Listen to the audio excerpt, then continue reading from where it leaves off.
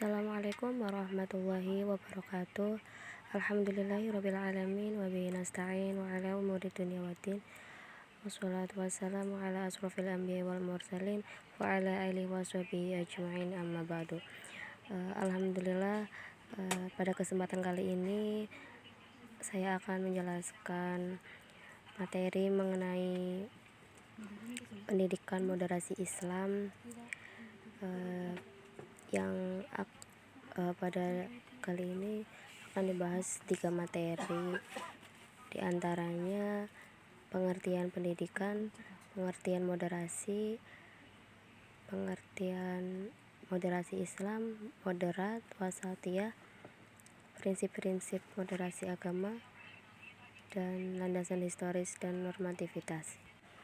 Sebelumnya saya ucapkan terima kasih kepada Bapak dosen, Bapak Mujibur Rahman, yang telah memberikan tugas UTS Pendidikan Moderasi Agama Islam, serta teman-teman kelas 1 PAID semua yang melihat video ini.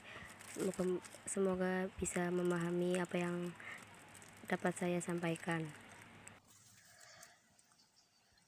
Untuk sebelumnya, perkenalkan, nama saya Maulidah Khairunisa dari kelas 1 PAID dengan NIM 224110402173. Di sini saya akan menjelaskan sedikit pemahaman materi tentang moderasi Islam. Baik, apa yang sudah saya sampaikan tadi, materi yang saya akan bahas diantaranya adalah pengertian pendidikan, pengertian moderasi, pengertian moderat atau moderasi Islam, dan prinsip-prinsip moderasi Islam, landasan normativitas dan historisitas. Jadi akan dijelaskan mengenai detail konsepnya, prinsip-prinsipnya, dan landasan normatif dan historisitas. Sebenarnya apa sih yang dimaksud pendidikan itu? Apa sih moderasi atau moderat itu? Prinsip-prinsipnya apa saja? Landasan normativitas dan historisitas itu yang berisi apa saja? Baik, saya akan menjelaskan tentang pendidikan itu sendiri. Pendidikan secara etimologi berasal dari bahasa Yunani, yakni dari kata paedagogi, yang tersusun dari kata paes yang berarti anak dan agogas yang berarti membimbing. Adapun pendidikan dalam Kamus Besar Bahasa Indonesia adalah kata bentukan yang asalnya adalah dari kata didik dengan imbuhan awalan pe dan akhiran an. Imbuhan pada kata didik tersebut mengandung arti, proses, atau cara dalam melakukan proses didik atau mendidik. Oleh sebab itu, pendidikan didefinisikan sebagai proses untuk mengubah sikap atau tata laku seseorang dalam rangka mendewasakannya melalui proses pelatihan atau pengajaran. Pendidikan juga merupakan aspek yang berkembang secara dinamis yang menjadikan terselenggaranya proses pendidikan dalam kehidupan manusia. Kemudian dalam bahasa Arab, kata moderasi sering kali disebutkan dengan kata wasat atau wasatiyah. Kata wasatiyah mempunyai persamaan makna dengan kata tawasut atau tengah-tengah, i'tidal adil, dan tawazun berimbang. Orang yang menjalankan prinsip wasatiyah ini bisa disebut wasit. Wasatiyah diartikan sebagai metode berpikir, berinteraksi, dan berperilaku yang didasari oleh sikap tawazun atau seimbang dalam menyikapi dua keadaan perilaku yang dimungkinkan untuk dianalisis dan dibandingkan, sehingga dapat ditemukan sikap yang sesuai dengan kondisi serta tidak bertentangan dengan ajaran agama dan tradisi masyarakat. Rasyid Ridho dalam tafsir Al-Manar menjelaskan bahwa yang dimaksud dengan kata wasatan dalam surat Quran Al-Baqarah ayat 143 memiliki arti adil dan tahir, yaitu tidak berlaku ifrat dan tafrid. Islam merupakan agama yang moderat. Agama Islam memiliki nilai yang seimbang dan tidak ifrat atau tafrid. Keseimbangan Islam itulah yang menjadikan umat Islam dijadikan saksi terhadap umat yang lain. Karena pada dasarnya orang yang berada di tengah-tengah akan mengetahui orang lain dari penjuru yang berbeda. Sedangkan orang yang berada di satu sisi tidak akan bisa mengetahui sisi lainnya. Selain itu, tawasut juga ditafsirkan sebagai keseimbangan antara Tuhan dan dunia, tidak mengingkari Tuhan dan juga tidak mengingkari kehidupan duniawi, serta tidak menganggap bahwa dunia adalah segalanya. Islam memiliki pandangan bahwa manusia hidup di dunia dan juga di akhirat. Keberhasilan di akhirat dapat dicapai dengan ibadah dan beramal soleh ketika berada di dunia. Sehingga manusia hidup di dunia ini tidak tenggelam dalam materialisme dan juga tidak membumbung tinggi dalam spiritualisme. Artinya, kehidupan manusia harus seimbang antara kehidupan duniawi dan juga kehidupan ukhrawi. Mukhlis Hanafi memaknai moderat atau al-wasat sebagai wujud pemikiran, interaksi, dan perilaku manusia yang seimbang dan tidak berat sebelah ketika menyikapi suatu permasalahan yang berbeda. Sehingga sikap yang muncul bukan sikap yang membela salah satu dari dua unsur yang ada dengan mengikuti hawa nafsu, akan tetapi sikap yang objektif dan sesuai dengan prinsip-prinsip Islam dan tradisi masyarakat, yaitu seimbang dalam akidah, ibadah, dan akhlak.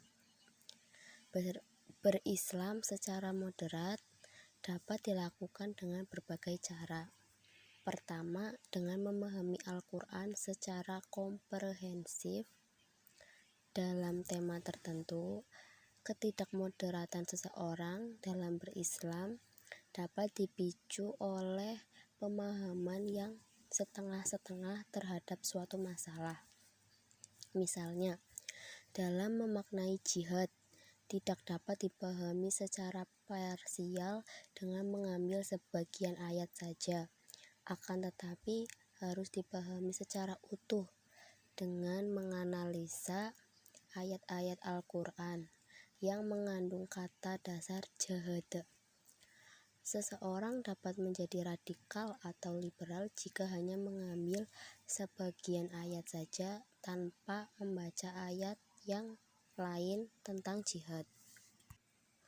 Moderasi Islam merupakan sebuah pandangan atau sikap yang selalu berusaha memposisikan diri di tengah-tengah dua sikap yang berlawanan dan berlebihan, sehingga salah satu dari sikap tersebut tidak mendominasi pemikiran dan sikap seseorang. Selanjutnya, Islam moderat itu apa sih? Islam moderat atau moderasi Islam adalah satu di antara banyak terminologi yang muncul dalam dunia pemikiran Islam, terutama dalam 2 dasawarsa belakangan ini. Bahkan dapat dikatakan bahwa moderasi Islam merupakan isu abad ini. Term ini muncul ditengarai sebagai antitesa dari munculnya pemahaman radikal dalam memahami dan mengeksekusi ajaran atau pesan-pesan agama. Dengan demikian, memperbincangkan wacana moderasi Islam tidak pernah luput dari pembicaraan mengenai radikalisme dalam Islam. Moderasi Islam dalam bahasa Arab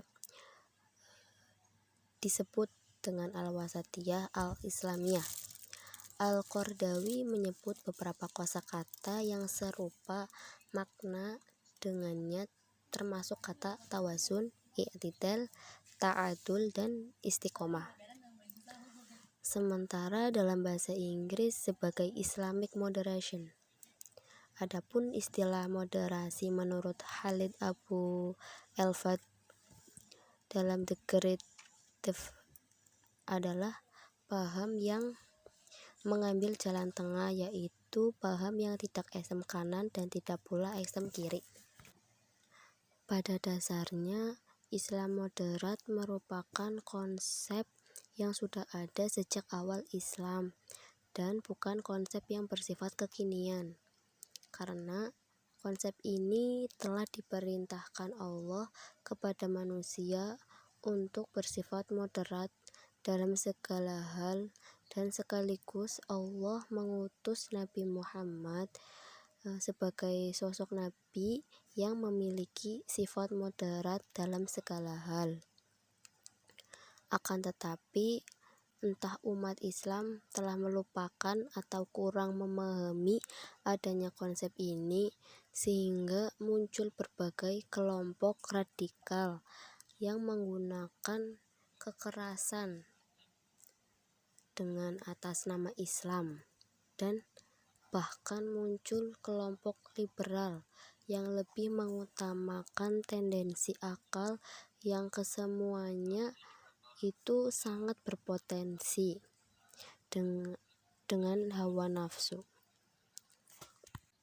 Pemahaman moderat merupakan ciri khusus yang dimiliki oleh Islam yang menjadi pembeda dengan agama-agama lain. Pemahaman moderat menyeru umat manusia kepada dakwah Islam yang toleran, yaitu menentang segala bentuk pemikiran yang liberal dan radikal. Afrizal dan Lubis juga menjelaskan bahwa dengan adanya umat Islam di dunia ini, kehidupan menjadi tentram dan bahagia karena umat Islam diciptakan di dunia ini dengan bentuk dan sifat yang sempurna, yaitu adil dan memiliki keutamaan, sehingga memunculkan sifat moderat dalam kehidupannya. Islam moderat berorientasi pada prinsip santun dalam bersikap, berkeadilan dalam memutus perkara, berinteraksi yang harmonis dalam masyarakat, mengedepankan dialog dan perdamaian, serta anti kekerasan dalam berdakwah, serta menghindari dari sikap radikal. Moderasi Islam sangat selaras dengan kandungan utama Islam yang membawa misi rahmatan lil alamin, yaitu membawa rahmat bagi seluruh alam. Muslim yang moderat sangat menghargai pendapat serta menghormati adanya perbedaan dengan orang lain adalah sisi penting yang dibangun oleh moderasi Islam. Dalam ajaran Islam disebutkan bahwa manusia memiliki adat istiadat dan tradisi yang berbeda-beda.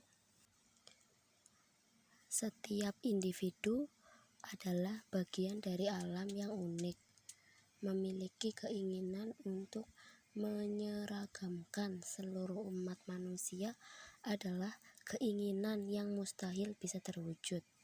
Kedamaian dapat dibangun dengan sikap menghormati perbedaan. Materi selanjutnya yang saya akan bahas yaitu mengenai prinsip dasar moderasi Islam.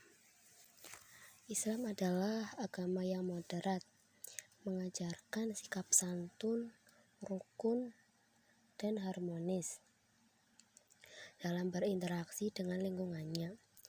Karakteristik moderasi Islam dapat dilihat dari penjelasan Al-Quran berkenaan dengan perintah wasatiyah dalam berbagai aspeknya. Ajaran Islam tidak mengajarkan sikap ekstrim dan radikal dalam mensikapi perbedaan, namun mengedepankan dialog dan keadaban. Posisi pertengahan menjadikan seorang muslim tidak memihak ke kiri dan ke kanan, namun bersama-sama berupaya untuk mengantarkan manusia hidup berlaku adil. Ajaran Islam sesungguhnya memiliki prinsip-prinsip moderasi yang sangat mumpuni yang harus dipahami dan dimengerti. Prinsip-prinsip moderasi Islam tersebut diantaranya yang pertama adalah keadilan atau adalah. Pengertian adil artinya berpihak kepada yang benar, karena baik yang benar ataupun salah sama-sama harus memperoleh haknya. Dengan demikian, melakukan sesuatu yang patut atau sewenang-wenang, maka al-adl dalam beberapa tafsir antara lain menurut At-Tabari, al-adil adalah sesungguhnya Allah memerintahkan tentang hal ini, yaitu telah diturunkan kepada Nabi Muhammad dengan adil, yaitu al-insaf. Allah menerangkan bahwa Dia menyuruh hamba-hambanya berlaku adil, yaitu bersifat tengah-tengah dan seimbang dalam semua aspek kehidupan dan berbuat ihsan. Islam menyuruh umatnya untuk berlaku adil dalam segala aspek kehidupan tanpa adanya dikotomi agama dan perbedaan keyakinan. Moderasi Islam merupakan konsep perlakuan adil terhadap setiap orang dengan menjaga dan memelihara hak setiap orang. Nurdin menyatakan bahwa perlakuan adil meliputi hal-hal sebagai berikut. Yang pertama, tidak melebihi atau mengurangi daripada yang sewajarnya. Yang kedua adalah tidak memihak dan memberi keputusan yang berat sebelah. Dan yang ketiga adalah sesuai dengan kemampuan, tingkatan, atau kedudukan. Yang keempat, berpihak atau berpegang kepada kebenaran. Dan yang terakhir adalah tidak sewenang-wenang. Selanjutnya, prinsip yang kedua adalah keseimbangan atau tawazun. Di antara ajaran Islam adalah at-tawazun, yakni menetapkan keseimbangan dalam pertimbangan eksistensi kehormatan yang terdiri dari jasmani atau jasad, al-aql atau akal, dan ar-ruh atau ruh. Prinsip moderasi Islam yang diwujudkan dalam bentuk keseimbangan positif dalam semua segi, baik segi keyakinan maupun praktek, baik materi maupun maknawi, keseimbangan duniawi ataupun ukhrawi, dan sebagainya. Islam menyeimbangkan peranan wahyu ilahi dengan akal manusia dan memberikan ruang sendiri-sendiri bagi wahyu dan akal. Dalam kehidupan pribadi, Islam mendorong terciptanya keseimbangan antara ruh dengan akal, antara akal dengan hati, antara hak dengan kewajiban, dan lain sebagainya. Yang ketiga adalah toleransi atau tasamuh. Toleransi adalah samahah atau tasamah. Kata ini pada dasarnya berarti al-jud atau kemuliaan, atau sa'ad al-sadar, lapang dada, dan tazahul, ramah, suka memaafkan. Makna ini selanjutnya berkembang menjadi sikap lapang dada atau terbuka dalam menghadapi perbedaan yang bersumber dari kepribadian yang mulia. Sikap toleransi dalam Islam ditegaskan dalam Al-Quran terkait dengan sikap interaksi sosial yang saling terbuka dan untuk saling mengenal. Perbedaan suku, agama, keyakinan, dan latar belakang seseorang bukan untuk saling menghina, tapi untuk saling mengenal.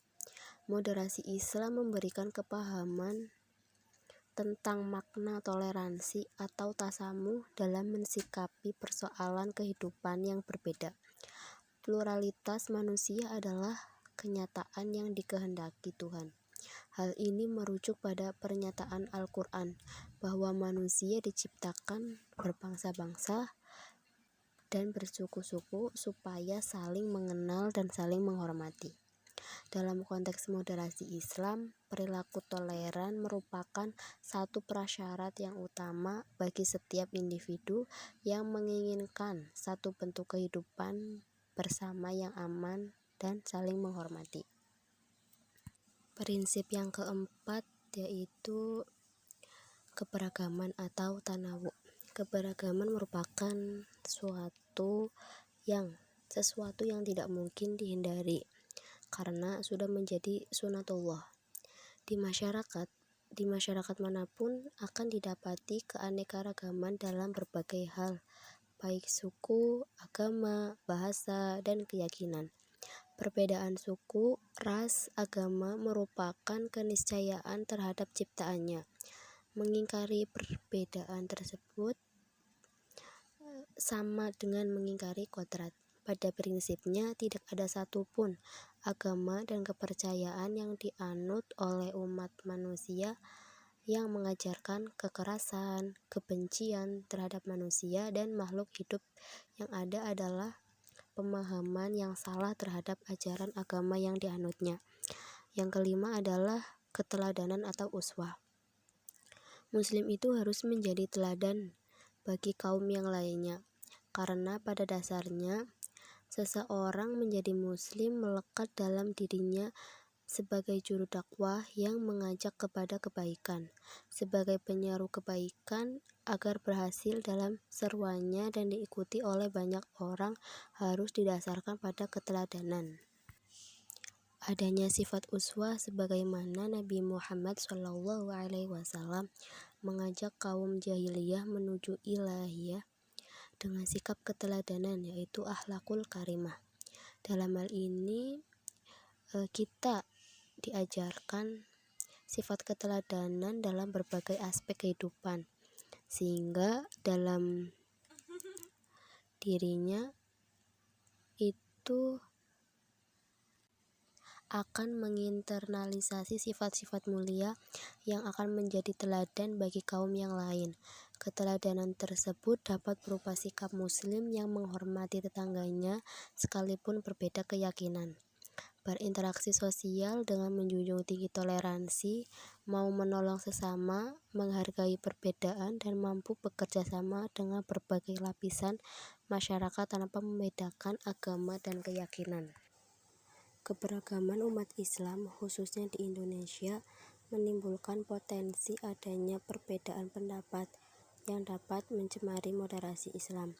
Tentu hal ini harus dihindari, dan seorang muslim harus berhati-hati dan waspada terhadap pengaruh yang dapat memperkeruh suasana. Hal ini dapat dihindari dengan mengamalkan dalil-dalil agama yang tertuang dalam Al-Quran dan As-Sunnah yang menjadi pegangan dalam kehidupan sehari-hari. Materi selanjutnya yaitu mengenai pengertian normativitas dan historisitas. Pengelompokan Islam normatif dan Islam historis menurut Nasir Hamid Abu Zaid mengelompokkan menjadi 3 wilayah, yaitu pertama, wilayah teks asli Islam, the original text of Islam, yaitu Al-Quran dan As-Sunnah Nabi Muhammad yang otentik. Yang kedua, yaitu pemikiran Islam merupakan ragam menafsirkan terhadap teks asli Islam, yaitu Al-Sunnah. Yang ketiga, yaitu praktek yang dilakukan kaum muslim. Yang pertama yang kita bahas terlebih dahulu adalah pengertian normativitas. Kata normatif berasal dari bahasa Inggris, yaitu norm, yang berarti norma, ajaran, acuan, ketentuan tentang masalah yang baik dan buruk yang boleh dilakukan dan yang tidak boleh dilakukan. Pada aspek normativitas, studi Islam masih banyak terbebani oleh misi keagamaan yang bersifat memihak, sehingga kadar muatan analisis, kritis, metodologis, historis, empiris, terutama dalam menelaah teks-teks atau naskah keagamaan, produk sejarah terdahulu kurang begitu ditonjolkan, kecuali dalam lingkungan peneliti tertentu yang masih sangat terbatas. Selanjutnya yaitu pengertian historisitas. Dalam Kamus Umum Bahasa Indonesia, WJS Pormadaminta mengatakan sejarah adalah kejadian atau peristiwa yang benar-benar terjadi pada masa lampau atau peristiwa penting yang benar-benar terjadi. Definisi tersebut terlihat menekankan kepada materi peristiwanya tanpa mengaitkan dengan aspek lainnya. Sedangkan dalam pengertian yang lebih komprehensif, yaitu suatu peristiwa sejarah perlu dilihat siapa yang melakukan peristiwa tersebut, di mana, kapan, dan mengapa peristiwa tersebut terjadi. Dari pengertian demikian dapat dikatakan bahwa yang dimaksud dengan sejarah Islam adalah peristiwa atau kejadian yang sungguh-sungguh terjadi yang seluruhnya berkaitan dengan ajaran Islam. Di antara cakupannya itu ada yang berkaitan dengan sejarah, proses pertumbuhan, perkembangan, penyebaran tokoh-tokoh yang melakukan pengembangan dan penyebaran agama Islam tersebut, sejarah kemajuan dan kemunduran yang dicapai umat Islam dalam berbagai bidang, seperti dalam bidang pengetahuan agama dan umum, kebudayaan, arsitektur, politik, pemerintahan, perangan, pendidikan, ekonomi, dan lain sebagainya. Dalam agama terdapat tumpang tindih antara yang sakral dan yang profan. Kadang sulit sekali membedakan mana yang sakral, yaitu agama, dengan yang profan, yaitu kepentingan lembaga-lembaga. Jadi, dalam wilayah sosial keberagaman ada hal yang disebut normativitas, sakralitas, dan historisitas, profanitas. Untuk menjembatani kedua hal tersebut, filsafat bisa dijadikan sebagai mediator. Filsafat yang dimaksudkan adalah filsafat sebagai keilmuan, bukan filsafat sebagai paham atau ideologi. Dalam agama terdapat pendekatan tekstual, yaitu ajaran-ajaran atau doktrin-doktrin, dan kontekstual yaitu lewat legitimasi sejarah-sejarah, antropologi, sosiologi. Dalam pendekatan kontekstual sering bersifat polyinterpretable, saling mengklaim yang terbaik. Sejarah pun sangat subjektif, untuk itulah diperlukan pendekatan yang kritis filosofis. Islam dalam level historis memang tidak akan selalu tunggal, tidak akan statis, akan selalu paradigma baru yang mengadaptasi dimensi ruang waktu serta lokalitas seiring berjalannya sejarah. Pemahaman keberagaman dalam historisitas Islam berkembang terus tanpa henti. Perkembangan itu sendiri kompleks karena menyangkut begitu banyak variabel. Hal ini bukanlah hal yang sederhana, karena setiap zaman menghasilkan historisitas, penemuan, wacana, dan pemahaman terhadap teks normatif yang berbeda dengan zaman lainnya. Setiap ruang dan waktu menghasilkan wacana, warna, gerakan, pembaharuan tersendiri yang setiap titik tekan mengkritiki pemahaman sebelumnya sambil menelurkan teori baru. Sekian yang dapat saya sampaikan, kurang lebihnya mohon maaf. Wassalamualaikum warahmatullahi wabarakatuh.